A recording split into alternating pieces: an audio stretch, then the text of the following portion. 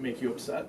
Are you gonna show him it? Very upset. Are you going to show me a snatcher? I didn't pay this price. I just bought it for my friend because he's trying to save up for a wedding ring. So I paid him like $400 for it. So I paid expensive amounts for it, but this is how much he paid for it. $4.99 in 2008. This was at a store called Play and Trade in Garner, North Carolina. They used to underprice like everything. So this came in the same day that this came in. Prices on this as well, $4.99. So this is what I got. He got Snatcher. He got the better end of the deal there, and I think he also got a copy of Vague. Oh, okay. You're just gonna shoot whatever. So the zoom angle is gonna be kind of weird. This thing is like really cool. Like, I don't even like. Show me what you can do with it. I can't do too. I can't do. I can't do too much because I've got. This is an experiment, mounting the audio recorder on it. So. That's pretty awesome though. It just like stays. Yeah. No matter what you do, that's awesome. And I previously only had a disc-only copy of Pop Full Mail.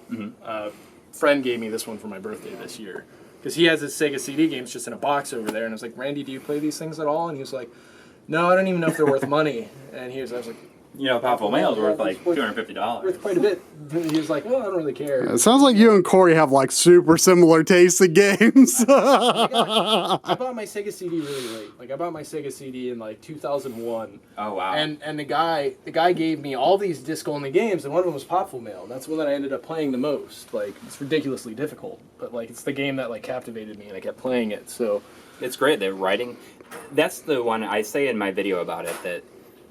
I think that's the one where motion design's kind of like comedy side like comes through the best because it works the best in that world. I just, I mean, I have stories about everything here. I can go on, but yeah, I got lucky with some of the stuff here.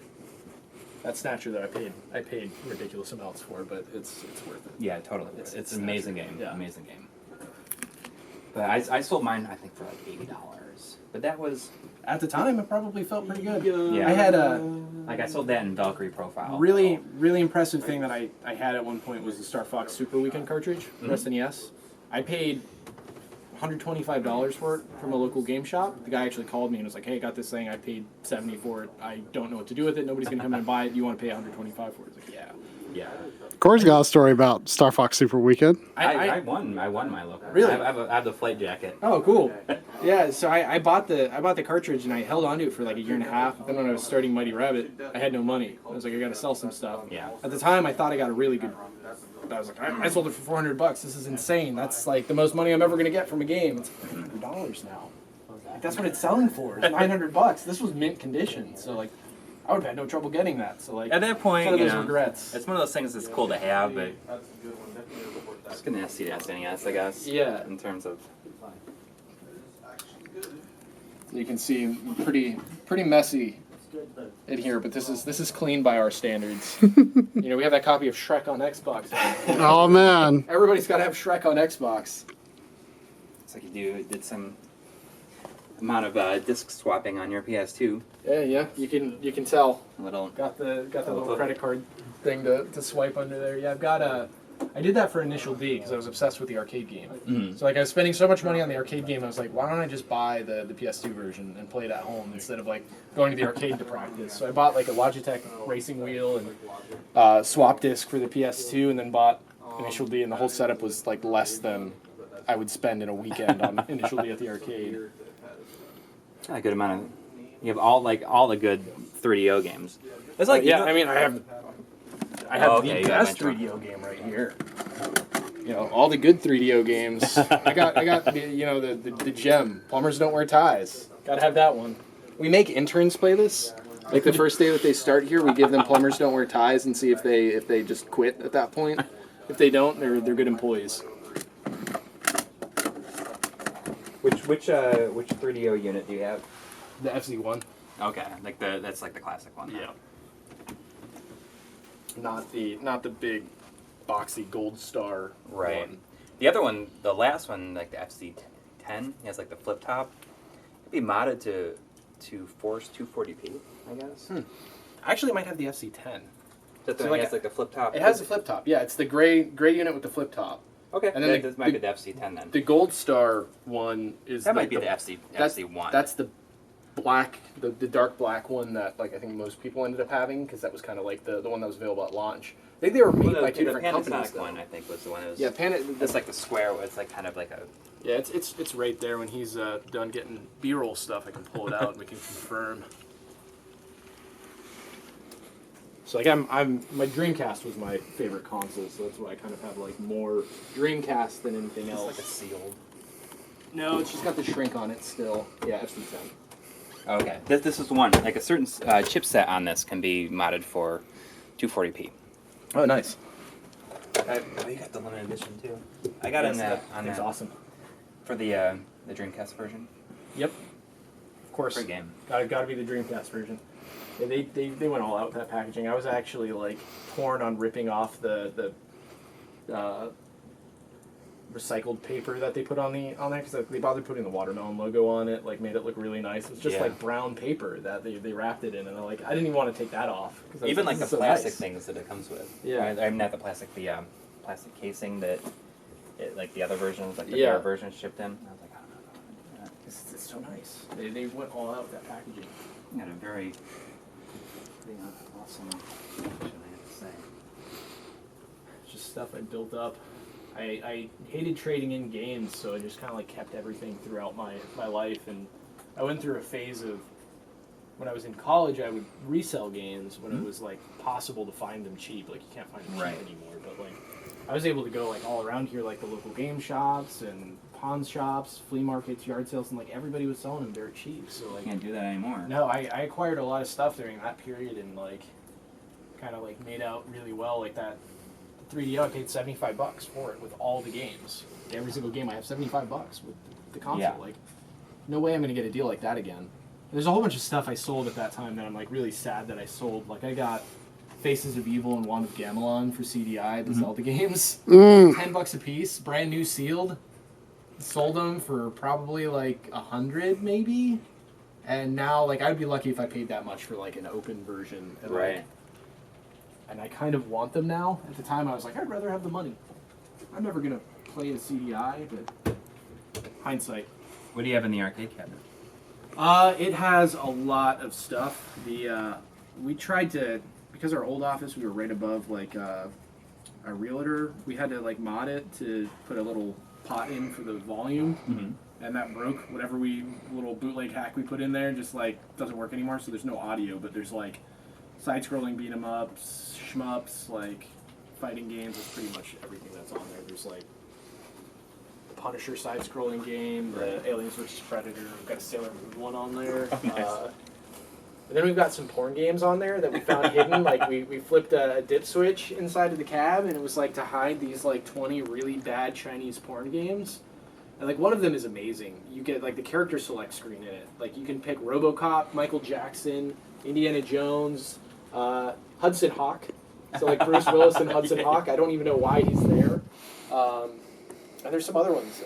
There's I think 6 or 7 total characters. Like I can plug it in and flip it on because it's just. It's something else. Like, we did not know what to expect. The V-Sync's off on it too. We just have not had time to fix it up. We paid $50 for this at the arcade auction in Winston-Salem. Oh, yeah. So we were like, we'll put up with the visual irregularities on it just to get that. What's that? Those are the exact same GBA cases I just bought the other week. Yeah, so those are what, if you ever order bootleg GBA games from China, that's what they come in. Like I You just got a bunch of them. I ordered a bunch of just like repro games, like fan games on cart. So like I ended up getting like all these cases. I'm like, I don't need them. So like that's like free for all if you want them. If you feel like you have any use for them. I can't. I've committed too much to a complete box. Yeah. All my Game Boy Advance games are already in box. I think You can't bring myself to like break out of that yet. You gotta reveal this section right there. That's the only one that matters, just right there. I wonder if you know what that part is. Oh god, yeah, no, I'm good. Yeah. Well, you want to walk through? Walk what? Yeah? Yeah, let me just show you the different places. So this is This is usually where Chris works. This is my old space, but I gave it to Chris. He's the designer at Mighty Rabbit. This is our development side, by the way, so this is not where like limited run stuff happens. This is where we develop our Mighty Rabbit games. Mm-hmm. So he does design work. That's a pretty This good is his space. liquor. Yeah. It's made out of styrofoam, That's I pretty believe. I think he used to work at GameStop, and his friend put that together to like promote RE5 when it came out, I think. Yeah, that's his space. And then the next room is our artist's room. We call it Artist Alley. We've got, Oh, sorry. Artist Alley right here. That's David. He's our environment artist. And then we've got Shaddy over there, who's our prop artist, usually like weapons, characters, animations, things like that. David is a big Pacific Rim fan, so he's got some Pacific Rim stuff over there. cool. I see you keep them pinned in. I'm sorry. Yeah, I'm getting some Tailgate. weird thing here where it's like, it was adding like one of my contacts from another game development studio to my phone for some reason under a number that isn't even his. Like it was just kind of like doing stuff in his pocket. So here's Chris. This is the guy whose space is over there, but he doesn't have his laptop right now, so he's working in here. This is our VR room. So like it's the cleanest room because we have to leave it open so when we're doing stuff with the Vive, like we're not tripping on things. Oh, right. If this was like any other room in the office, you'd be falling on everything and like crashing into stuff left and right.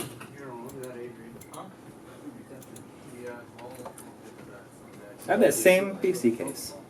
Oh yeah. Yeah, I love the hot spot on the top. And the big old fan on the side. Yep. I actually just put a new heat sink in there, and I had to Dremel a big piece of the fan off to be able to fit it in there. So that's this room with the Vive stuff and VR and Chris. Some games I haven't bothered to put back on these shelves. Like the shelving is right over there. I just need to like actually put the shelves back in so I can lay it I out. stash those there to make them Yeah. survive. I know I need to put them out because I need to proudly display our 2 Jaguar games that we own. This is where most of the programmers and testers are. Which side? I think we call this Programmer's Paradise. Mostly it ended up being a storage room for like my crap in the back corner there. So like it's just mostly my crap. But you've got Alfonso here. He's working on, this is actually relevant for Limited Run, he's working on Fault Milestone 1 for Sekai Project, which is a visual novel that was originally made in Ren'Py. And he's porting it over to Unity so we can bring it to PS4 and Vita. Oh, wow. This side has more stuff. Okay. That's obviously like an unannounced one so far, right? No, it's been announced. Okay. Yeah. Further. That's the game Sekai Project announced it right before E3, I think. Something like that. We haven't said much about it since then, but Started so you can Yeah. start. so that one's been announced. We don't know when it'll come out or what it'll be limited to or anything like that. This is Adrian, and he's working on some stuff for our trailer that we're doing for Breach and Clear Deadline. And then you've got right over here. You've got Kurt. Problem is there's nothing He's behind getting here. some B-roll of them. And then try moving the camera in this direction so you get more of the street. Ah, yes. Okay. That's cool. So you guys are just setting up shots to be used in the trailer. That's right. That hand looks. I forgot that we had 2 drum sets in the back here. For some reason, we had 2 drum sets piled up. This is about like half the speed. So that's Kurt. He's been working on Breach and Clear Deadline and Saturday Morning RPG for Xbox. Right now, I'm actually working on Elephant in the Room. Oh, okay. Yeah, but I'm doing all 3 of those things. Yep. 3 things at once. And then that's Matt. He's been doing testing for us. A little bit more towards the side. So he's testing out a version of Breach and Clear that we're making that's going to be kind of like a free-to-try version rather than what we have now, which is like a fully premium game. Right. So we just kind of like took the pieces that were already in there and just made them like little a la carte purchases. So you can get like first couple of missions for free, and then if you like it, you can buy the other missions or pay for a full premium unlock. It's not Is really the PS4 like version just is it a port? PS4 is Breach and Clear Deadline, which is like an open world action / strategy game because you can play it either way. It's like a really weird, crazy beast. Like more of an action RPG than a strategy game. Okay. So it's a totally new game. I mean, I admittedly have not played Just right. It's okay. the first Yeah. Vita one. I mean, I that don't, was I don't know where Pete is, but this is Pete's desk. He's in Pennsylvania, dude. Did he not tell you? Oh no, he doesn't tell me anything. So yeah, he's been big Zelda collector. So he's just been buying like every Zelda thing he can find. I found him those Zelda figures over there, which are the like pre-order figures from Ocarina of Time. I sold a set of those over my. They weren't pre-order. They were. I had another set. They were just from the same batch. But I don't think I had Ganon for the one I got. Oh yeah. If you want to tweak the actual camera. You didn't buy them on. These might have been this. So I have these same figures myself. I got them at Target because Target had like a pre-order thing where if you put $5 down on the game, you got the figures.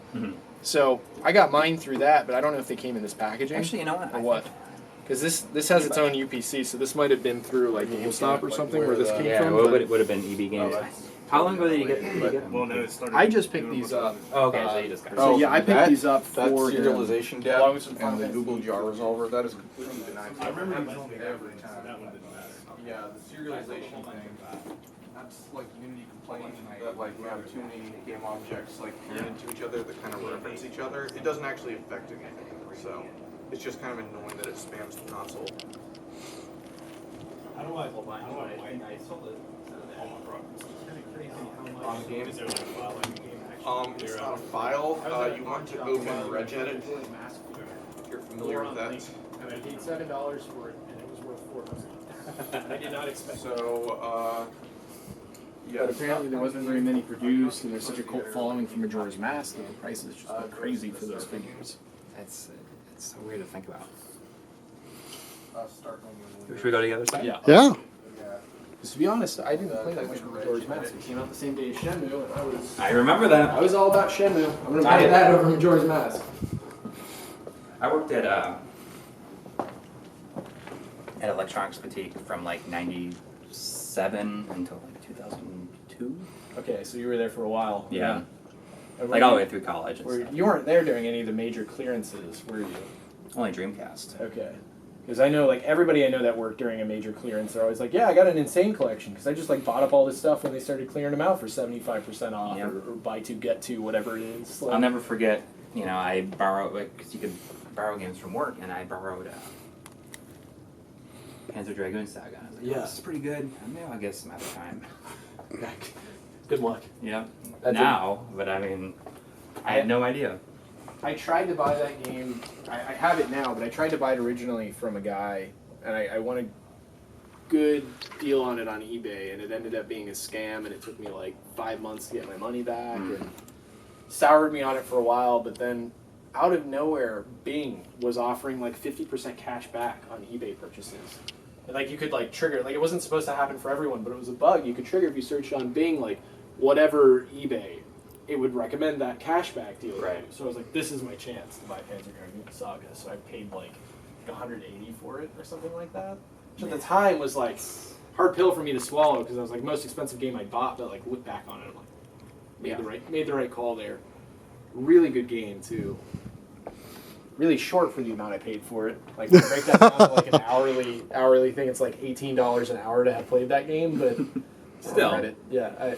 How much did you end up paying for your GameCube component cables? Traded a guy.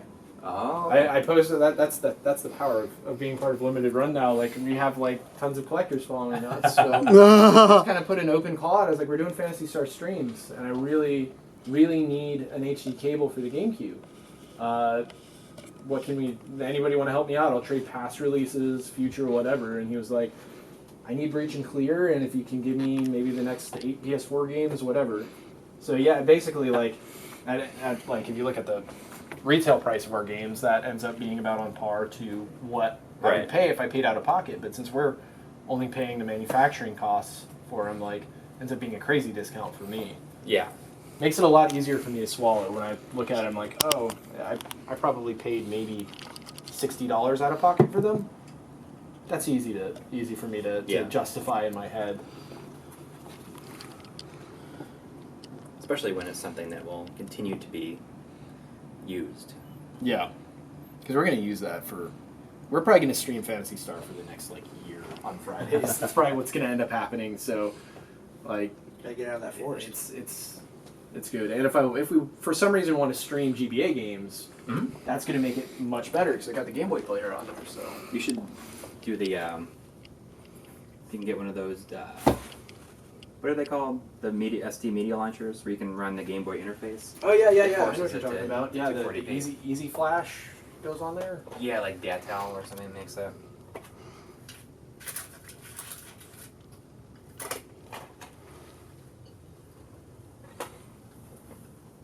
Getting those shadow boxes. Mm-hmm. We have a couple releases that aren't up there yet, like Soldner. I don't have up there yet. I was gonna put that next to Lost Sea. That goes up for sale on the 29th. Yes, we just pushed it back because we're waiting for Breach and Clear deadline to come in. I put the order in with Sony in time for me to have theoretically gotten it at our original planned date, but it didn't really pan out because they took forever to approve our artwork. It's like people always ask us why we can't do a subscription plan, and it's because like things like that will happen where like Sony took a week to approve artwork when we thought they'd take a day. And now suddenly we're not going to hit our promised date. And if we're trying to tell people like every month we're going to have a game and we can't guarantee that, that's Yeah. like I would have to hire somebody just to deal with subscribers complaining about like delays, and I don't want to pay somebody to do that job. Yeah. And it seems to be what you're doing now seems to be working on it. So just for reference, this is shipping room if you want to take. Oh yeah, oh yeah. It's just the mess. Do you have like a box that you like haven't cracked open yet? Oh yeah, yeah. I mean, Like, could we like get that action like on camera? So we've got this is a Vita box, then we have some PS4 boxes. Okay, yeah, we'd like to get something like that like Like in a the bit. conference room right now has all of our extra Zeo Drifter and Lost Sea that we're going to put up for sale on Black Friday. Oh, that's cool. So you save it for Yeah, we're not doing that third listing anymore. We used to every time we list our leftovers, we would do it like 3 weeks after we put the game on sale. But our fulfillment center can't really handle that when we're doing a new release every 2 weeks, and like we can't handle the extra customer service from it. So why not just pile everything on one day and give people the opportunity to get everything that they for like want. cheaper shipping. Yep. So by the time that rolls around, we'll probably have like 12 games to put out. It'll be insane. Like, and we've got some other like weird things we're gonna do on that day. Like I might make some limited run faceplates for the PS4 and sell them at that time. A lot of people don't know this, but like you can pop this thing out right there. Replace it with another thing. Sony actually tried selling it for the faceplate. Looks like with Microsoft it didn't work out because nobody bought it. Yeah. But I have a feeling if we make 50, we have enough like fans who would just want to put that on there just to like support us, and I'd be happy with that. Yeah. I want one. Most of the time when we make stuff in our games, it's just because like I compulsively want it for myself. Like a lot of like the soundtracks or the hoodies or the shirts or whatever. That was all me saying like I want them for myself, so I'm just gonna make them. And to get the price on them that I'm happy with, I'm gonna order more and then just hope somebody else out there wants them. Right. Sweet. So, yeah, if you want to continue. Yeah, hold on a sec. Oh yeah, we can go back. We can get the opening of the box. Yeah. This is our break room. I don't know how much it matters, but this is what I was talking about. Just leave it alone. Yeah. Mountain Dew from the Batman Dark Knight Rises. The Batberry Mountain Dew. One of my employees was drinking those. Like, as We were concerned what about was his it, health. 2 or 3 weeks ago? We're Yeah. concerned he probably has metal poisoning at this point. Something like that, because like I used to have way more, but like the soda will eat through the can and it will just start like leaking out slowly. Are you serious? Yeah, like it's so acidic, it's eating through the aluminum can. And I'm like, do you really want to drink that, David? And he's like, yeah. Is it It's more pretty just good. like I liked it. you just keep it here just so you can say like, hey, we have this. Yeah. So they all one day just I think what we're blow gonna up. I think what we're gonna end up doing with them is like on our like 10th year anniversary for Mighty Rabbit, depending on how many last, we're gonna crack it open like a fine champagne, and everybody's gonna have to drink it. It's gonna be like a suicide pact. Like we're either gonna live or we're gonna die. But That's a gamble. Mighty Rabbit Brotherhood, we're gonna live or die together. This is my room here.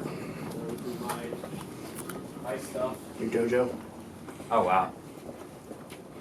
You can tell I collect too much stuff. So I got more games. Like the games in that room were mine, and then these are like portable games here. So I got my Vita stuff there, and then all my DS stuff over there, and then just random PSP and Game Boy stuff. Oh, I used to have this. I used to have that. I bought that on eBay Probably the same time I bought those Gashapon figures. And I got it pretty cheap. I haven't seen another one pop up. Which thing? The when? stand-up. How long ago? Yeah, I want that. Do you think I might have bought yours? That's what I was I was probably 2000. 2005? 2004, maybe? It very well could have been me. I'm Totally serious. 'Cause I have not seen another one of those pop up on eBay since then. I don't remember, like, I bought it on eBay. I don't remember where the seller was from. Was it from New York or from Jamestown, New York? Maybe? It could have been. Honestly, I don't remember, but I do know that it was around that time because that's when I bought the Gashapon figures. Because I definitely sold that specific one on eBay. Very well could be yours. I've had things like that happen to me before as well. Like the copy of Shenmue 2 that I managed to get was one that I wanted to buy when I didn't have money. Like it was one that was. You probably remember when EB Games decided like, Oh yeah. hey, let's sell import Dreamcast games because the U.S. Well, release just dried up. like Shenmue 2 the and Headhunter. yeah. And it's like it. So like it was sitting there for $50 and I didn't have the money and I was like, I really want this. Finally saved up to get it. Went back. It was gone. Then 5 years later, I walked into a play and trade just down the street from where that EB Games was. They had one sitting on the shelf with an The same EB one. Games tag, and I knew it was the same one. And you like I need it. $14.99. All right, I've resolved that part of my life, that hole in my life. Hang on. See, now I'm gonna I need to look at something. You need some closure. So I don't know like if this would be a telltale sign, but the corner on the side has always been bent up, and that could have been from how it was shipped or Complain to the seller. I didn't care. It was literally the only one I've seen. And I wasn't going to complain about it because... I'll say you should now if it's him. Yeah. Look, I don't appreciate the way you should. I bought that around the time that we went and got that Star Fox Assault standee. And like I got like a Knights of the Old Republic 2 standee. Because I was like, That was in 2005. I'm going to get all these cool standees for... Yeah. for. Then you got that in 05. I might have gotten this earlier, honestly. I do not remember. I don't know. I don't remember you having it. It was when we were working for my dad at John Baldwin's house. Because that's when I bought the Gashapon. Yeah. Because I had the extra money. And I was like, I'm going to buy whatever Phantasy Star Online stuff I can find. Do you actually have records of this stuff? Man. I have I don't know if eBay records go back that far. I don't have. I've still got, I've got feedback from 1999 still. Just I don't have the username that left it or whatever the item was. I can't see. But I have a good one from like when I was reselling a Star Wars Galaxies guide. It was like a digital guide, Oh wow, I remember that. and I didn't actually have rights to Check it resell the out. Here digital it guide. is. Well, here's the picture I used to list it. Look at that corner. Is it? The corner is peeled up. Oh man, that's I mean, wild. It's not a very good picture, obviously. It's from back then, but Wow. that could be it. That could be it. Because I swear, I searched Phantasy Star Online just to see if there's like anything I'm missing from a collection that I might want, and there's not much merchandise that was made for that game. So You like, have the soundtrack? I mean- I haven't seen that since then. Yeah, I have the soundtrack. I mean, what do you say? Oh man, that corner. I think that's the telltale sign because that corner has always been bent up. All the other damage has probably happened from me taking it to my college dorm, from leaving it in my room, like whatever stupid stuff I've done with it over the years. Like the rest of the damage is me, but that corner, you know, I mean, these are the other ones I sold. the seeds were sown. Like I wouldn't remember any of the other ones you listed because I was very specifically going after that one like at the time because I was just trying to buy Phantasy Star stuff that I didn't have. This is all stuff I got when I worked at EB. Well, if that was if it had to be around 2002, 2003, right? Like, Well, let me see. do you have like a date stamp on there? Because it might have been, maybe it was later than, maybe it was 2005. I know it's in that period there. Yeah. It's weird I how can look at the. it's weird how things work out like it's, that though, right? Right here it says from February 2003. That's when I think I bought it. I'm not joking. I feel like that's when I bought it. It probably is the one. It was before I had met my wife. And I met her in September of 2003, and I bought that before that. So, Oh, really? yes. Yeah, that was during GameCube era then. So I know that that's like about the time when I got that. You were still playing. I mean, because nobody else would really. Nobody's gonna sell that on. Most of the people that kept it either treasured it or like put it on Craigslist or like Or threw it away and Yeah. got like trashed. Because I haven't seen another one of those pop up. That's crazy. can't believe that's how things work out. I told you that you and Corey had similar Even if tastes in not, games. Let's just pretend that it was. Yeah, I mean, it's like it's kismet. I gotta believe that's it. He gets to experience it out of the corner, man. Because like the seeds were sown for it to start peeling up, and like Yeah. it sure is peeling up. Because I know the rest of the damage is all on me, like on the Hunum's hair, like that's my fault. The rest of the feathering on the edges, that's all me. That's all because I put it in a closet and like had it at a dorm. Bad idea. I think I still have the Star Fox Soul thing. I'm sure you do. Probably in your attic. So cool though. I mean, that's how you know. Like it's so cool to find you guys like as like actual like long time PSO fans. You know. Yeah. No, I'm not making that up. I've I've got my version 2 save file with my like all my guild cards still on there. I lost my GameCube memory card, which kills me. But I lost my VMU with my. I think I stopped when I was like after transferring to version 2. Maybe I didn't play it for very long after because that's when you had to like pay for it. yeah, With version 2, and it was I think I might have played till like 106 or something. I have a really good story about version 2, and I'm sure if are you a North Carolina native? Yes. Enough, I mean, I was born here, but I even- was out of the area until Okay. 14 years ago. Even if you're not, you'll remember this company that I got PSO version 2 from. I got it from Buy Right Games. Do you remember Buy Right Games? They're like notoriously bad. No, I don't think so. The online people. Yeah, they had a website, and you would order things online, and you'd either never receive it or you'd get it like 3 months after you bought it. I got my Saturn version of X-Men versus Street Fighter from them. They always say that they had something in stock even when they didn't. Like they would just like everything was always in stock with Buy Right, and they just like they'd be like, oh well, people will buy it and eventually we'll find it, and then we'll send it to them when we find it. Their Better Business Bureau thing was just like 800 complaints, and they finally got shut down by the North Carolina Business Bureau. But I went in there with him. You were getting Sonic Adventure 2, Yeah. and I was getting PSO version 2. And the guy's like, well, we don't actually have any copies because I sold this one to someone online, but since you're here, I'll sell it to you.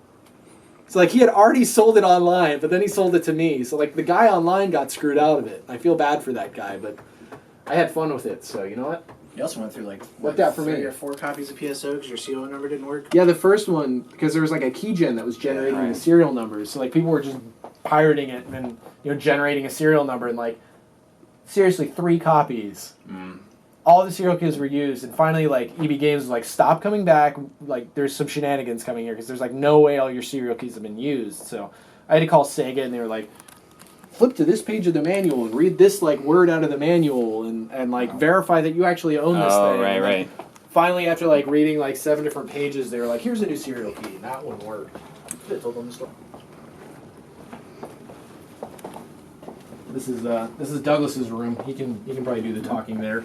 We kind of skipped over Ben's room because it's really uninteresting, and nobody wants to see Ben anyways. Oh, he's not there. That sucks. Yeah, so I have an entire shelf dedicated to DBZ.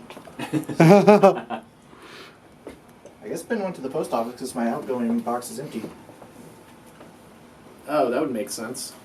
And then, Or he walked to the post office to catch some Pokemon. that's true. That's very very Yeah. liable to have happened. I have a Gundam shelf. Gundam's actually how Josh and I met. We, it was a mutual thing.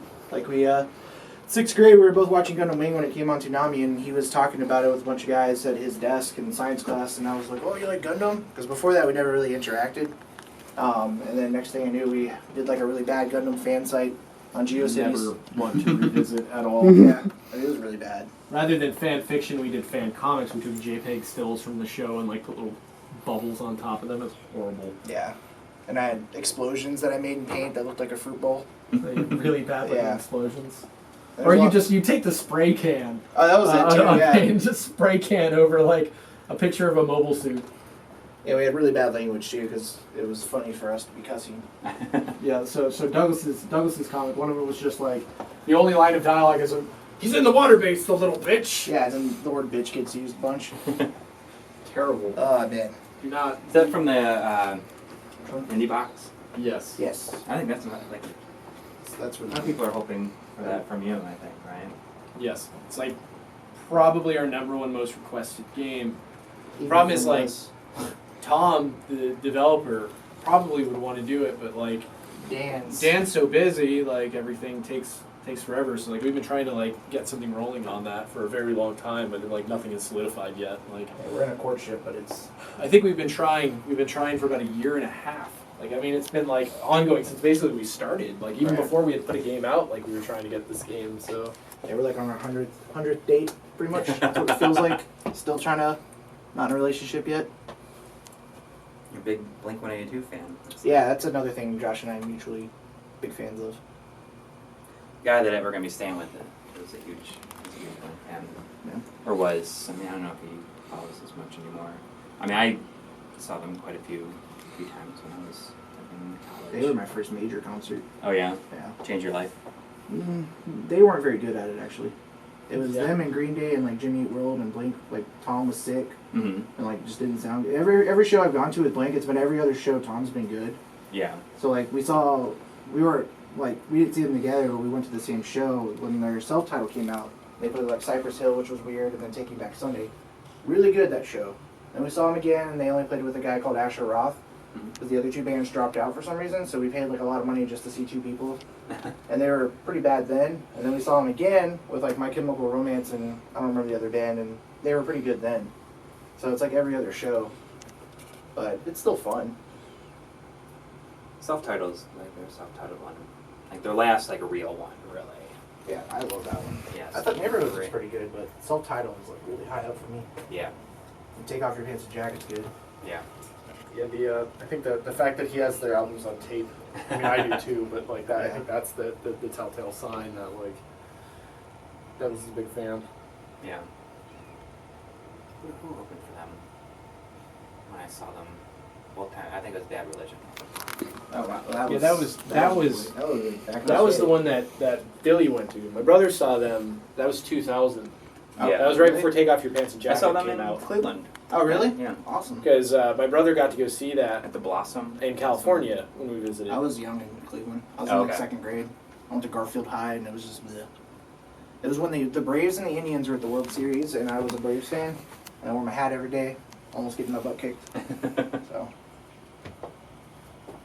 Yeah, I actually used to. The first time I saw them was with Newfound Glory in 2001. Which would have been I a went cool and saw show. them in Allentown, Pennsylvania. Yeah, that's pretty close to like where My sister's husband is from Allentown, so my parents had driven there to meet them for the first time, to meet the parents, and they were like, "If you guys want to come, there's a fair and they're gonna have a Blink-182 show." So me and my brother went along to see that. That Dreamcast girl figure you're next to, I won that in Japan. Right out of Oh, wow. Crane Machine. Catcher.